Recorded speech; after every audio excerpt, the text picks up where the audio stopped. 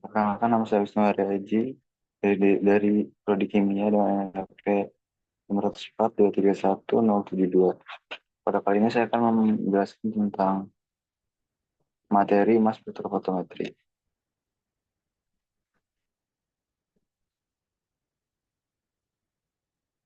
Jadi definisi dari mass spektrofotometri ini sendiri adalah teknik analisis yang digunakan untuk mengidentifikasi dan mengkarakterisasi molekul berdasarkan rasio massa terhadap muatan atau dengan satuan m per z dari ion-ion yang dihasilkan.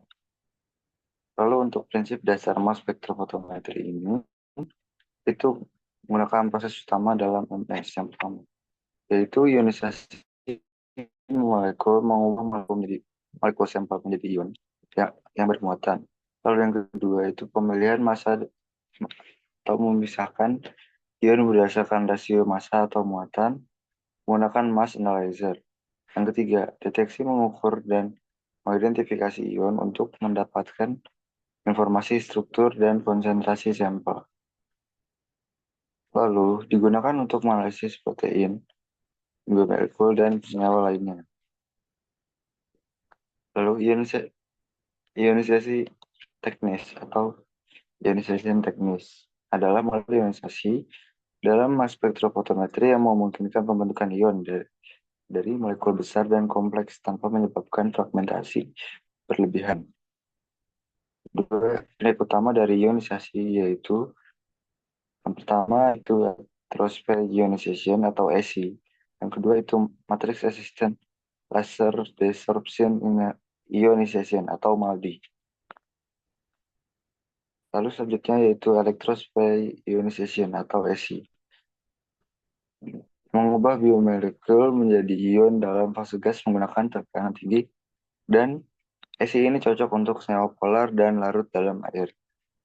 Dan ESI ini juga dapat digabungkan dengan teknik pemisahan lain seperti kromatografi cair atau LCMS.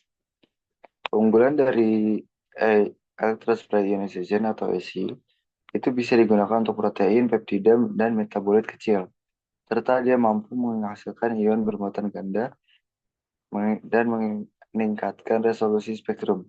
Sedangkan dia memiliki kelemahan yaitu spektrum kompleks. Spektrum yang dihasilkan itu kompleks karena ion bermuatan ganda. Selanjutnya itu matrix assisted laser desorption ionization atau MALDI.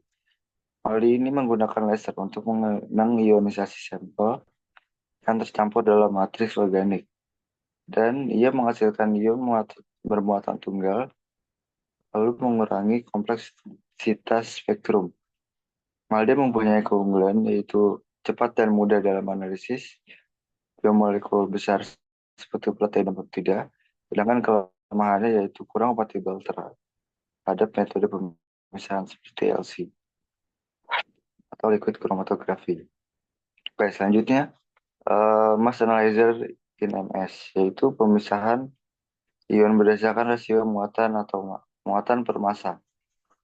Dua analyzer yang umum digunakan dalam MS yaitu adalah quadrupole dan time of flight atau TOF.